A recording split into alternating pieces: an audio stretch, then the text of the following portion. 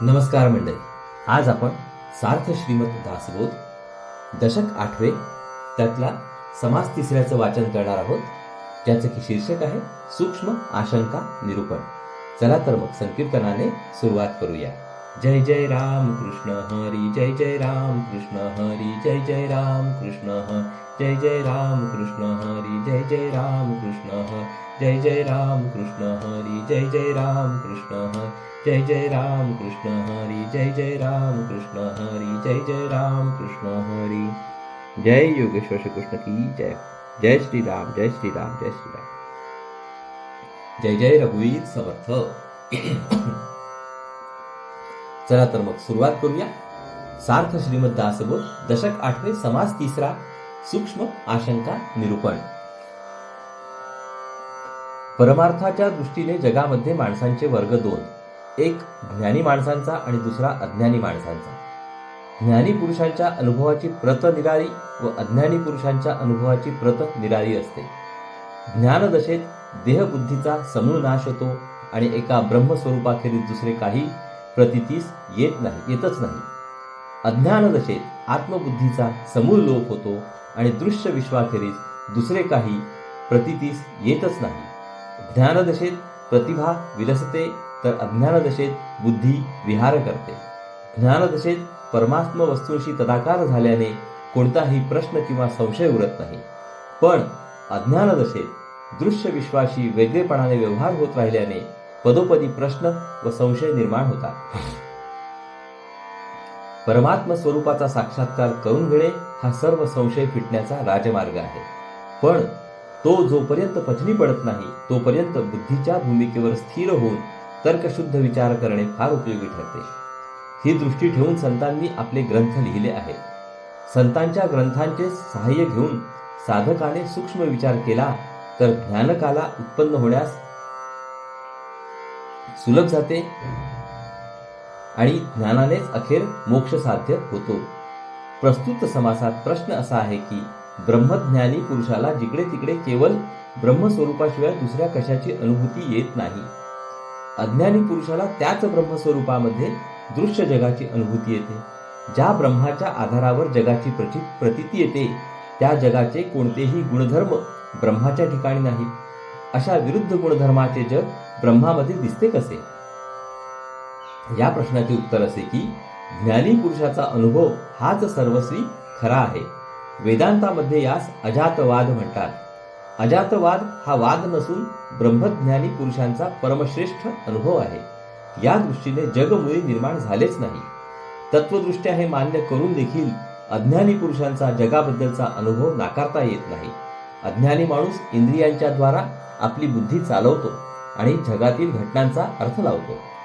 सगळ्यांच्या इंद्रियांची व बुद्धीची रचना मूलतः सारखीच असते, म्हणून प्रत्येकाचे अज्ञान एकाच प्रकारचे आढळते. प्रत्येक पाण्यात अज्ञान वावरते आणि ते जेथून येते ते मोठे अज्ञान विश्वव्यापी आहे, सर्व दृश्याला व्यापून आहे.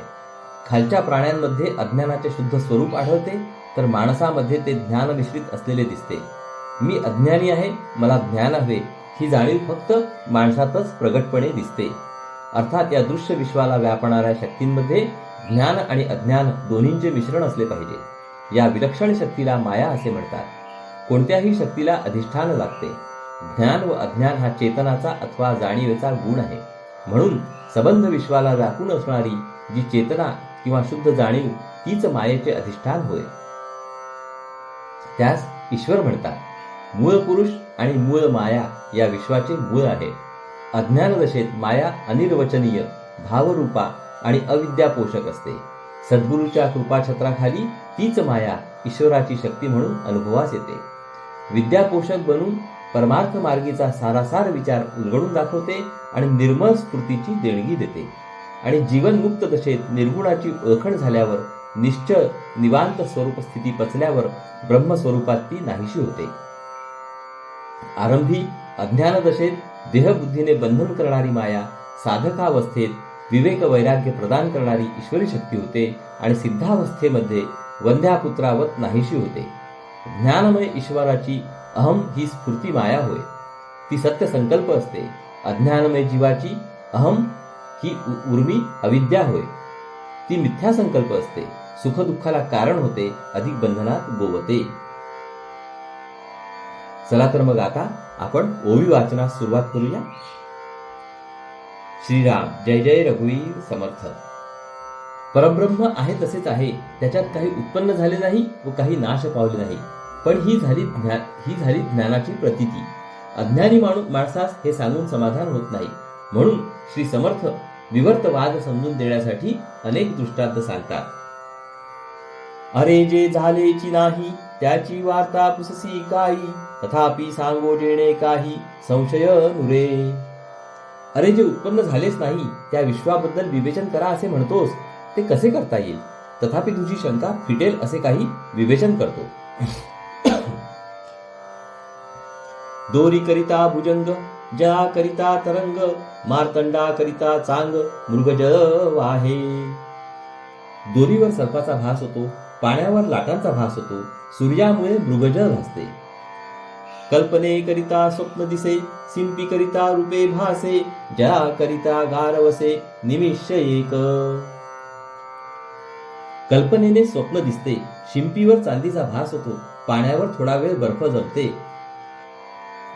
माती करिता भिंती झाली, सिंधू करिता लहरी आली, तिया करिता पुतळी दिसो लागे.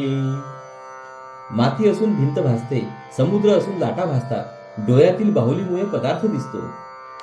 सोन्याकरिता अलंकार, तंतुकरिता झाले चीर, कासवा करिता विस्तार, हाता पायांचा. सोन्यावर दागिने भासतात, तंतुमुळे धागे असून वस्त्र भासते, कासवाने हातपाय पसरले की नवीन काही असल्याचा भास होतो. तूप होते जरी थिजले, तरी करिता मीठ झाले, बिंबा करिता बिंबले प्रतिबिंब. पातळ असलेले तूप थिजले की नवीन काही उत्पन्न झाल्याचा भास होतो. खाडीमधील समुद्राचे पाणी वाळले की मीठ तयार होते, तेव्हा नवीन काही निर्माण झाल्याचा भास होतो. बिंबाचे प्रतिबिंब पडले की नवे काही झाल्याचा भास होतो. पृथ्वी करिता झाले झाड, झाडाकरिता छाया वाढ, धातू करिता पवाड, उंच नीच वर्णाचा. पृथ्वीतूनच झाड येते तेव्हा ते निराळे असल्याचा भास होतो. झाडाची छाया पडते. धातू धातूपणाने एकच असतात, पण त्यांच्या रंगाने ते कमी जास्त मूल्याचे मानले जातात. आता असो हा दृष्टांत, अद्वैतास कैचे द्वैत, द्वैते विण अद्वैत बोलताच नये. दृष्टांत देणे आता पुरे झाले. जे अद्वैत आहे त्यामध्ये द्वैत असू शकत नाही, तेथे द्वैत नसल्याचा नुसता भास होतो. खरी अडचण अशी आहे की अद्वैत सांगण्यासाठी द्वैताचा आश्रय केल्याखेरीज चालतच नाही.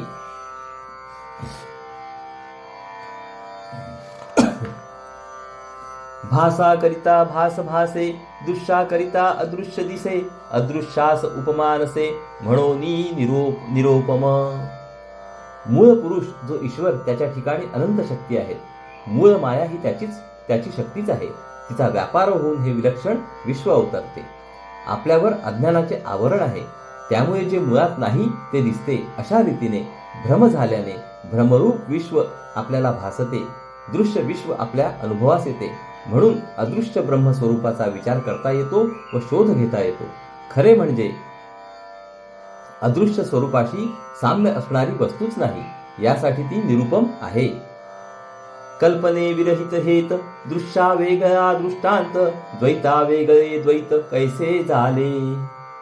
या दृश्य विश्वाच्या क्षेत्रामध्ये कल्पनेखेरीज हेतू असू शकत नाही. दृश्य पदार्थाखेरीज दृष्टांत देता येत नाही. द्वैत असल्याखेरीज द्वैताचा अनुभव येऊ शकत नाही. विचित्र भगवंताची करणी, वर्णवेना सहस्त्रफणी, तेणे केली उभवणी अनंत ब्रह्मांडाची. भगवंताची करणी फार विलक्षण आहे. 1000 तोंडाच्या शेषाला देखील तिचे वर्णन करणे कठीण आहे. त्या भगवंताने या अनंत विश्वाची निर्मिती केली आहे. परमात्मा परमेश्वरू, सर्व करता जो ईश्वरू, तयापासूनी विस्तारू सकळ झाला. परमात्मा परमेश्वर असा जो सर्व करता ईश्वर आहे, त्याच्यापासून या सबंध विश्वाचा विस्तार झालेला आहे. ऐसी अनंत नामे धरी, अनंत शक्ती निर्माण करी, तोची जाणावा चतुरी मूळ पुरुष. ईश्वराची अशी अनंत नावे आहेत. त्याच्या अंगी अनंत प्रकारच्या शक्ती आहेत. अनंत शक्तींनी संपन्न असणारा जो ईश्वर तोच मूळ पुरुष होय हे शहाण्यांनी ओळखावे. त्या मूळ पुरुषाची ओळखण ते मूळ मायाची आपण, सकळ काही करते पण तेथेची आले. मूळ माया हे त्या मूळ पुरुषाचे दुसरे नाव आहे, कारण मूळ मायेची ओळखण म्हणजेच मूळ पुरुषाची ओळखण होय. सगळे करते पण मूळ मायेमध्ये असते. आता येथे एक श्लोक आलेला आहे, त्याचा आपण अर्थ जाणून घेऊया. कार्य कारण कर्तृत्वे हेतुः प्रकृतीही उच्यते. याचा अर्थ आहे, कार्य कारण आणि कर्तृत्व यांचे मूळ प्रकृती हीच आहे. साधकाच्या आणि सिद्धाच्या दृष्टीमध्ये फरक असल्याने साधकाला समजेल, पचेल व आचरण करता येईल अशा रीतीनेच अंतिम तत्व सांगावे लागते. अंतिम तत्व उघडपणे सांगितले तर साधनेला बाध येण्याचा संभव असतो. हे उघड बोलता नये, मोडो पाहतो उपाये, ये रवी हे पाहता काय साच आहे. सिद्धांना येणारा शुद्ध परमात्म स्वरूपाचा अनुभव उघडपणे सांगता येत नाही. तसा उघडपणे तो सांगितला तर साधनाची हानी होण्याचा संभव असतो. एरवी विचार केला तर हे दृश्य विश्व खरे नाही. देवापासून सकळ झाले हे सर्वास मानले, परी त्या देवास ओळखिले पाहिजे की. देवापासून हे सगळे विश्व निर्माण झाले हा विचार सर्वांना मानवतो, पण ज्या देवाने विश्व निर्मिले त्याला ओळखायला हवेच की नाही. सिद्धांचे जे निरूपण ते साधकास न मने जाण, पक्व नाही अंतःकरण म्हणून या. सिद्ध पुरुषाच्या भूमिकेवरून केलेले ब्रह्मनिरूपण साधकाला आकलन होत नाही, त्याच्या बुद्धीला ते पेलत नाही, कारण साधकाच्या अंतःकरणाची पूर्ण तयारी झालेली नसते. अविद्या गुणे बोलिजे जीव, माया गुणे बोलिजे शिव, मूळ माया गुणे देव बोलिजे तो. मूळ आत्मस्वरूप चैतन्य एकच आहे. अविद्येच्या आवरणाने त्यास जीव म्हणतात, तो देहांत राहतो. विद्या व अविद्या यांनी संपन्न मायेच्या सहवासाने त्याच चैतन्यास शिव म्हणतात, तो विश्वात राहतो. आणि केवळ ज्ञानमय व शक्तिमय चैतन्यास देव किंवा परमेश्वर म्हणतात. त्याच्या ज्ञानमय अंगास मूळ पुरुष तर शक्तिमय अंगास मूळ माया म्हणतात. म्हणून कारण मूळ माया अनंत शक्ती धरावया, तेथीचा अर्थ जाणावया अनुभवी पाहिजे. म्हणून विश्वामध्ये ज्या अनंत शक्ती वावरतात त्याचे मूळ कारण मूळ माया होय. ह्या म्हणण्याचा अर्थ बरोबर ध्यानात येण्यास स्वानुभवी पुरुषच अवश्य असतो. मूळ माया तोची मूळ पुरुष, तोची सर्वांचा ईश, अनंत नामी जगदीश तयासीची बोलिजे. मूळ माया आणि मूळ पुरुष ही दोन्ही एकच समजावी. तोच सर्वांचा नियंता व स्वामी ईश्वर होय. अनंत नावे असणारा ईश्वरच जगदीश नावाने प्रसिद्ध आहे. अवघी माया विस्तारली परी हे निशेष नाथिली, ऐसी या वचनाची खोली विरुळा जाणे. या विश्वामध्ये सगळीकडे मायेचा विस्तार आहे, परंतु ती अगदी सर्वस्वी खरी नाही. ह्या म्हणण्याचा जो खोल सूक्ष्म अर्थ आहे तो बरोबर जाणणारा क्वचितच आढळतो. ऐसे अनुर्वाच्य बोलिजे परी हे स्वानुभवे जाणीजे, संत संगे विण नुमजे काही केल्या. या मायेला अनिर्वाच्य म्हणतात. शब्दाने ती समजावून देता येत नाही, परंतु हे स्वानुभवाने जाणावे लागते. संत संगती केली तर ते आकलन होते. संत संगती केली नाही तर पुष्कळ खटपट करून सुद्धा मायेचे स्वरूप समजत नाही. माया तोची मूळ पुरुष, साधकान मने हे निशेष, परी अनंत नामी जगदीश कोणास म्हणावे. मूळ माया तीच मूळ पुरुष व मूळ पुरुष तोच मूळ माया होय, हे काही केल्या साधकाला पूर्णपणे आकलन होत नाही. तो म्हणतो असे जर आहे तर अनंत नावे असणारा जगदीश कोणाला म्हणायचे. नामरूप माये लागले तरी हे बोलणे नीटची झाले, येथे श्रोती अनुमानिले कासयासी. मूळ चैतन्य अनाम व अरूप आहे. मायेने त्यास अनेक रूपे व अनेक नामे दिली, तेव्हा माया नामरूपाचे मूळ आहे हे म्हणणे बरोबरच आहे. याविषयी श्रोत्यांना शंका येण्याचे कारण नाही. पण हे थोडेसे विषयांतर झाले. आता मूळ प्रश्न, निराकार ब्रह्मामध्ये मूळ माया कशी उत्पन्न झाली, याचे उत्तर आता श्री समर्थ देतात, ते ऐकावे.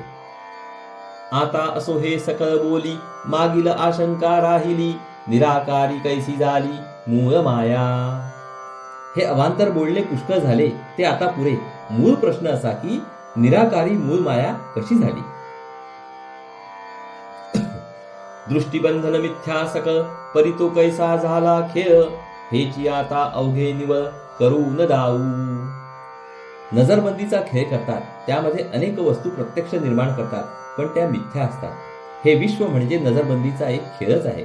तो खेळ कसा खेळला गेला आणि हे दृश्याने भरलेले जग कसे निर्माण झाले ते स्पष्ट विवेचन करून सांगतो.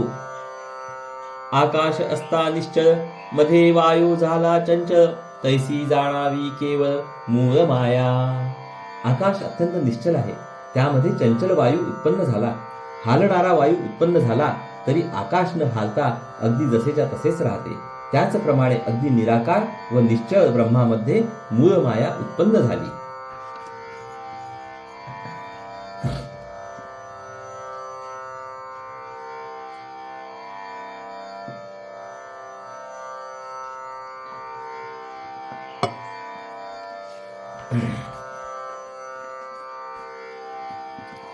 रूपवायोचे झाले तेणे आकाश भंगले, ऐसे हे सत्य मानले नवचे किम कदा.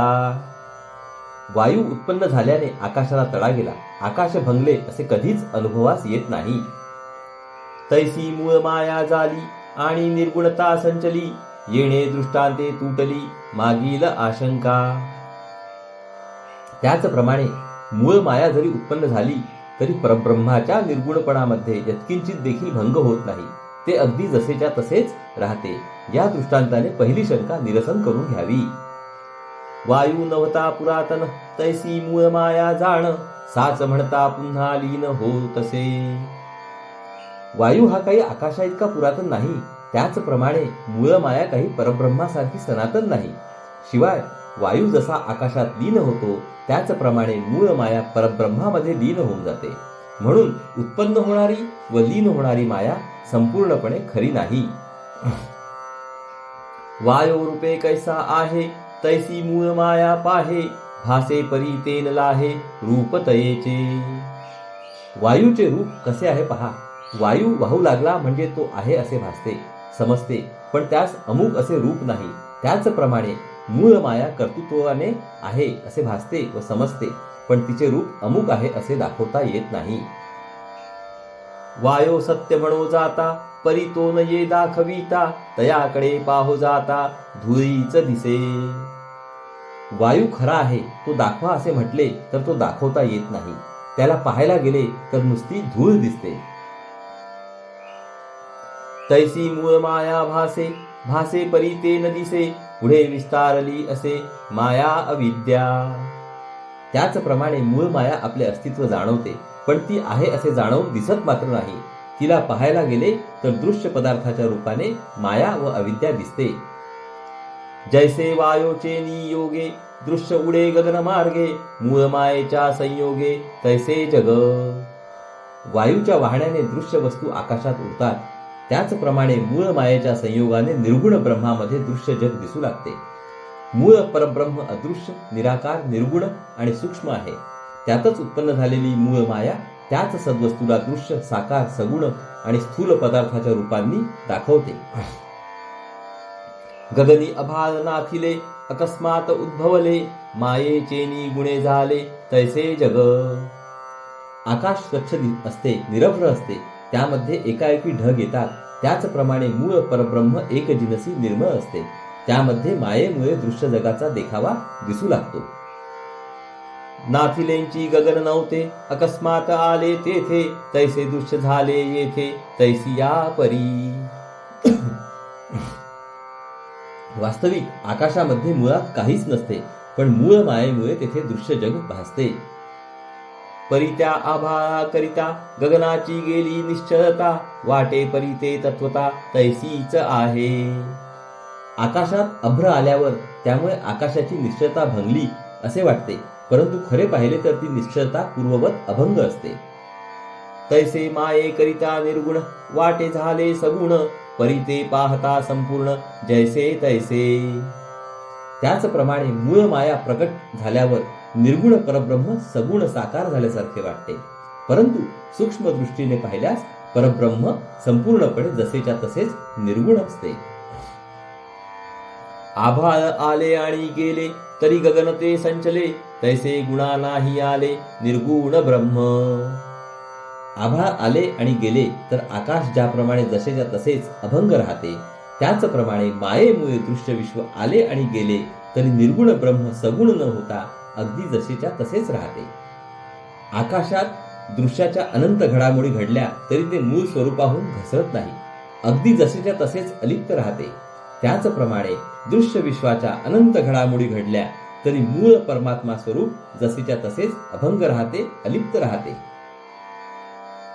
नभ माथा लागले दिसे परी ते जैसे तैसे असे, तैसे जाणावे विश्वासे निर्गुण ब्रह्म. क्षितिजापाशी आकाश अगदी डोक्याला टेकलेले दिसते, पण ते खाली घसरलेले नसते, अगदी जसेच्या तसेच असते. त्याचप्रमाणे या दृश्य विश्वामध्ये ब्रह्माला सगुणपणा आल्याप्रमाणे वाटतं, परंतु त्याचे निर्गुणपण अगदी जसेच्या तसेच असते, हा विश्वास बाळगावा. ऊर्ध्व पाहता आकाश निरिमा दिसे सावकाश, परी तो जाणीजे मिथ्याभास भासलासे. वर पाहिले तर आकाशामध्ये जिकडे तिकडे निळा रंग पसरलेला दिसतो, पण तो रंग तेथे नसतो, तो केवळ भास असतो, खरा नसतो. आकाश पालथे घातले चहूंकडे आटोपले, वाटे विश्वास कोंडिले परी ते मोकळेंची असे. आकाशाकडे पाहिले तर असे वाटते की एखाद्या झाकणासारखे ते पालथे घातलेले आहे, चारही बाजू त्याने आवरले आहेत. असे वाटते की सगळे विश्व आकाशाने कोंडून धरलेले आहे, परंतु हे खरे नाही. खरोखर आकाश सर्व दिशांना अगदी मोकळे आहे. पर्वती निळा रंग दिसे परी तो तया लागला नसे, अलिप्त जाणावे तैसे निर्गुण ब्रह्म. दुरून पाहिले तर पर्वतांचा रंग निळा दिसतो, पण दिसत असून सुद्धा तो रंग पर्वतांना लागलेला नसतो. त्याचप्रमाणे हे दृश्य विश्व परब्रह्माला चिकटलेले दिसते, तरी पण निर्गुण ब्रह्म त्यापासून अगदी अलिप्त राहते. रथ धावता पृथ्वी चंचल, वाटे परिते असे निश्चल, तैसे परब्रह्म केवळ निर्गुण जाणावे. रथ धावत असता पृथ्वी धावते असे वाटते, परंतु ती अगदी स्थिर असते. त्याचप्रमाणे एवढे सगुण विश्व पाहून परब्रह्म सगुण झालेसे वाटते, परंतु त्याची निर्गुण अवस्था अगदी जशीच्या तशीच राहते. अभाळाकरिता मयंक वाटे धावतो निशंक, परिते अवघे माईक अभाळ चले. चांदण्याच्या दिवशी ढग आले तर ढग हलताना चंद्र धावतो असे निशंकपणे वाटते, पण ते दृश्य अगदी भ्रमात्मक असते. चंद्र स्थिर असून ढगच धावत असतात. झळे अथवा अग्निज्वाळ तेणे कंपित दिसे अंतराळ, वाटे परिते निश्चल जैसे तैसे. उन्हाची झळ किंवा आगीच्या ज्वाळा आकाशात वर गेल्या म्हणजे आकाश कंप पावल्याप्रमाणे दिसते, पण तो भ्रम असतो, कारण आकाश अगदी जसेच्या तसे निश्चल असते. तैसे स्वरूप हे संचले असता वाटे गुणा आले, ऐसे कल्पनेसी गमले परी ते मिथ्या. त्याचप्रमाणे निर्गुण व निश्चळ परब्रह्म एकपणाने जिकडे तिकडे पसरलेले आहे. ते दृश्य विश्वामुळे सगुण झाले असे आपल्या कल्पनेला वाटते, पण ते खरे नसते. ब्रह्म जसेच्या तसेच निर्गुणपणे राहते. दृष्टीबंधनाचा खेळ तैसी माया हे चंचल, वस्तू शाश्वत निश्चल जैसी तैसी. नजरबंदीच्या खेळामध्ये अनेक वस्तू तात्पुरत्या उत्पन्न केल्या जातात. त्याचप्रमाणे माया स्वतः चंचल असून अनेक दृश्य पदार्थ निर्माण करते, पण ते सर्व तात्पुरते असतात, अशाश्वत असतात. दृश्य पदार्थ आले आणि गेले तरी परात्पर ब्रह्मवस्तू अगदी जशीच्या तशी शाश्वत आणि निश्चल टिकते.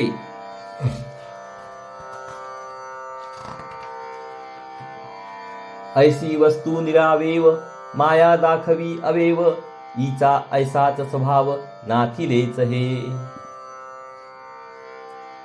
आतापर्यंत केलेल्या विवेचनावरून वाचकांच्या ध्यानात आलेच असेल की मूळ परमात्म वस्तू पाहण्यास अतिंद्रिय दृष्टी पाहिजे. आपली इंद्रिये इतकी दुर्बल आहेत की दृश्य वस्तूंचे अंतरंग तर राहोच, पण त्यांचे बहिरंग देखील इंद्रियांनी आपणास धड आकलन होत नाही. वस्तू जशी नाही तशी दिसणे यास भ्रम म्हणतात. आपली इंद्रिये पदोपदी भ्रम निर्माण करतात. म्हणून इंद्रिये मागे टाकून म्हणजे दृश्याला मनातून बाहेर काढून जर पाहता आले तरच परमात्म वस्तू आकलन होऊ शकेल. हे दृश्य आणि त्यामध्ये ही इंद्रिये अशी निर्माणच का झाली, यास खरे सांगायचे तर समाधानकारक उत्तर नाही. विश्वाच्या मागे मानवी बुद्धीला गुंग करणारे गूढ ते हेच होय. माया नावाची परमेश्वराची अचिंत्य शक्ती हे सर्व घडवून आणते, इतकेच सांगता येते. त्या शक्तीचे वर्णन श्री समर्थ आता करतात. वास्तविक परमात्म वस्तू अखंड आहे, अवयवरहित आहे. तिच्यामध्ये माया खंड पडल्याचा भास निर्माण करते. मुळात जे नाही ते आहे असा भास निर्माण करणे हेच तर मायेचे काम आहे. म्हणून मायेची सृष्टी खरी नसते. माया पाहता मुळीच नसे, परी हे साचा ऐसी भासे. उद्भवे आणि निरसे, अभाळ जैसे. माया मूळ ब्रह्मस्वरूपात नाही, पण ती खरी आहे असा भ्रम उत्पन्न होतो. आकाशात आभाळ येते आणि जाते, त्याचप्रमाणे माया मूळ स्वरूपात दिसते आणि नाचते, परंतु स्वरूपाला त्याचा धक्का लागत नाही. ऐसी माया उद्भवली, वस्तू निर्गुण संचली. अहम ऐसी स्फूर्ती झाली, तेची माया. आभाळाप्रमाणे ब्रह्मामध्ये माया निर्माण झाली तरी ब्रह्मस्वरूप जसेच्या तसेच निर्गुण राहते. ब्रह्माच्या ठिकाणी अहम अशी जी स्फूर्ती होते ती माया होय. गुणमायेचे पवाळे, निर्गुणी हे काहीच न घडे. परी हे घडे आणि मोडे, सस्वरूपी. गुणमायेचा सगळा खटाटोप चालतो, त्याचा आणि निर्गुण स्वरूपाचा काहीच संबंध नसतो. स्वस्वरूपात ही सगळी घडामोड घडून येते. जैसी दृष्टी तरळली, तेणे सेनाच भासली. पाहता आकाशीच झाली, परी ते मिथ्या. एखाद्या माणसाची नजर चंचल झाली म्हणजे त्यास आकाशातील ढगामध्ये हालते सैन्य देखील दिसते, पण ते आकाशातील आभाळ आहे हे कळल्यावर सगळेच खोटे असे कळते. मिथ्या मायेचा खेळ, उद्भव बोलिला सकळ. नाना तत्वांचा पाल्हाळ, सांडून या. अशा रीतीने मायेचा खेळ कसा मिथ्या असतो हे सांगितले. अनेक तत्वांचा विस्तार न करता माया कशी उत्पन्न झाली हे सुद्धा समजून सांगितले.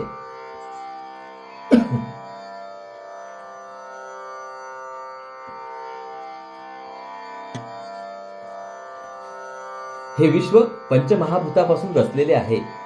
ही भूते बीज रूपाने मायेमध्ये असतात. एकातून एक निर्माण होऊन ब्रह्मांडाची रचना होते. हे ज्याला कळले त्याला विश्वाचा मसाला काय आहे ते कळते. तत्वे मुळीच आहे ती, ओंकार वायोची गती. तेथीचा अर्थ जाणती, दक्ष ज्ञानी. अहम ही जी मूळ स्फूर्ती ते स्फुरण वायुमय असते, तोच ओंकार होय. त्यामध्ये पंचमहाभूते बीज रूपाने असतात. चतुरज्ञानी पुरुषांना हे बरोबर माहीत असते. मूळ मायेचे चरण, तेची वायोचे लक्षण. सूक्ष्म तत्वे तेची जाण, जडत्वा पावली. निश्चल ब्रह्मामध्ये जी हालचाल होते ती मूळ माया होय. ते चरण शक्तिरूप आहे. शक्ती हेच वायूचे लक्षण होय. वायूतील शक्तीमुळे सूक्ष्म तत्वे स्थूल रूप घेतात. ऐसी पंचमहाभूते, पूर्वी होती अव्यक्ते. पुढे झाली व्यक्ते, सृष्टी रचनेसी. पंचमहाभूते प्रथम अव्यक्त होती, पण नंतर विश्वरचना होण्यासाठी ती व्यक्त झाली. मूळ मायेचे लक्षण, तेची पंचभूतिक जाण. त्याची पाहे ओळखण, सूक्ष्मदृष्टी. मूळ मायेमध्ये जर विश्वरचनेचे बीज आहे तर तिच्यामध्ये पंचमहाभूते सूक्ष्म रूपाने असली पाहिजेत. जो सूक्ष्म विचार करील त्याला हे ध्यानात येईल. आकाश वायो विण, इच्छा शब्द करी कोण. इच्छा शक्ती तेची जाण, तेजस स्वरूप. आकाश आणि वायू ही तत्वे मूळ मायेमध्ये असली पाहिजेत. कशी ते पहा. शब्द हा आकाशाचा गुण, म्हणून अहम हे स्फुरण ओंकार नाद रूपाने प्रकट झाले. चरण हा वायूचा गुण, म्हणून मी एक आहे अनेक व्हावे ही इच्छा झाली. बल हा तेजाचा गुण, म्हणून त्या इच्छेला सामर्थ्य प्राप्त झाले. मृदपणतेची जडत्व पृथ्वी केवळ. ऐसी मूळ माया सकळ, पंचभूतिक जाणावी. बरे, ते सामर्थ्य जीवाला बोचत नाही, ते मृदू आहे. मृदूपण हा जळाचा गुण आणि हा सर्व खेळ जडद्रव्याच्या आधाराने चालतो. जडत्व हा पृथ्वीचा गुण. अशा रीतीने मूळ मायेमध्ये पंचमहाभूते सूक्ष्मपणे व अव्यक्तपणे वास करतात. एक एक भूतांपोटी पंचभूतांची रहाटी, सर्व करे सूक्ष्म दृष्टी घालून पाहता. ही पंचमहाभूते अव्यक्त असताना काय किंवा व्यक्त असताना काय एकमेकापासून अलग राहू शकत नाहीत. एकमेकात ती मिसळलेली असतात. विश्वरचनेकडे सूक्ष्म दृष्टीने बघितले तर हे सर्व ध्यानात येईल. पुढे जडत्वास आली तरी असती कालवली, ऐसी माया विस्तारली पंचभूतिक. पंचमहाभूते व्यक्त स्वरूपास आल्यावर देखील एकमेकात मिसळलेली असतात. याप्रमाणे पंचभूते पोटात असलेली ही माया सबंध विश्वभर पसरलेली आहे. मूळ माया पाहता मुळी अथवा अविद्या भूमंडळी, स्वर्ग मृत्यू पाताळी पाचची भूते. मूळ मायेच्या बुडाशी जाऊन पहा किंवा अविद्यामय भूमंडलावर पहा किंवा स्वर्ग मृत्यू पातालात पहा, सगळीकडे पंचमहाभूतांचाच विस्तार आहे असे तुम्हाला आढळेल. आता येथे एक श्लोक आलेला आहे, त्याचा आपण अर्थ जाणून घेऊया. स्वर्गे मृत्यू पाताले वा यत्किंचित सचराचरम सर्व पंचभूतकम राम षष्ठम किंचिन्नम दृश्यते. याचा अर्थ आहे, रामा, स्वर्ग मृत्यू पाताळ किंवा जे थोडे सचराचर आहे ते सारे पंचभूतांनी भरलेले आहे, त्यातून सहावे असे काही नाही. सत्य स्वरूप आदि अंती मध्ये पंचभूते वर्तती, पंचभूतिक जाणीजे श्रोती मूळ माया. आरंभी आणि शेवटी सत्य असे परमात्म स्वरूप आहे. मध्ये महाभूतांच्या घडामोडी चालतात. मूळ माया पंचभूतात्मक आहे हे श्रोत्यांनी ओळखून राहावे. यावर श्रोते एक शंका घेतात. येथे उठिली आशंका सावध होऊन ऐका, पंचभूते झाली एका तमो गुणापासूनी. येथे एक शंका येते, ती लक्ष देऊन ऐका. एका तमोगुणापासून पंचभूते निर्माण होतात. मूळ माया गुणा परती, तेथे भूते कैची होती, ऐसी आशंका हे श्रोती घेतली मागा. मूळ मायेमध्ये त्रिगुणांना स्थान नाही, मग तेथे पंचभूतांचा उगम कसा काय होतो, अशी ही शंका श्रोत्यांनी आधीच घेतली. ऐसे श्रोती आक्षेपिले, संशयास उभे केले, ज्याचे उत्तर दिधले पुढिले समासी. श्रोत्यांनी ही शंका उत्पन्न करून मांडली आहे. पुढील समासामध्ये त्याचे उत्तर दिले आहे. इति श्री दासबोधे गुरुशिष्य संवादे सूक्ष्म आशंका नाम समास तिसरा. अशा रीतीने मंडळी येथे आपल्या दशक 8व्यातील समास तिसऱ्याचे वाचन पूर्ण झालेले आहे. हरि ओम तत्सत, हरि ओम तत्सत, हरि ओम तत्सत. हरे कृष्ण कृष्ण कृष्ण हरे हरे, हरे राम राम राम हरे हरे, हरे कृष्ण कृष्ण कृष्ण हरे हरे, हरे राम राम राम हरे हरे, हरे कृष्ण कृष्ण कृष्ण हरे हरे, हरे राम राम राम हरे हरे, हरे कृष्ण कृष्ण कृष्ण हरे हरे, हरे राम राम राम हरे हरे, हरे कृष्ण कृष्ण कृष्ण हरे हरे, हरे राम राम राम हरे हरे, हरे कृष्ण कृष्ण कृष्ण हरे हरे, हरे राम राम राम हरे हरे, हरे कृष्ण कृष्ण कृष्ण हरे हरे, हरे राम राम राम हरे हरे, हरे कृष्ण कृष्ण कृष्ण हरे हरे, हरे राम राम राम हरे हरे, हरे कृष्ण कृष्ण कृष्ण हरे हरे, हरे राम राम राम हरे हरे, हरे कृष्ण कृष्ण कृष्ण हरे हरे, हरे राम राम राम हरे हरे. जय योगेश्वर श्री कृष्ण की जय हो. जय श्री राम, जय श्री राम, जय श्री राम. जय जय रघुवीर समर्थ. चला तर मंडळी, पुढील भागात परत भेटू. नमस्कार. हरिओम हरिओम हरिओम हरिओम.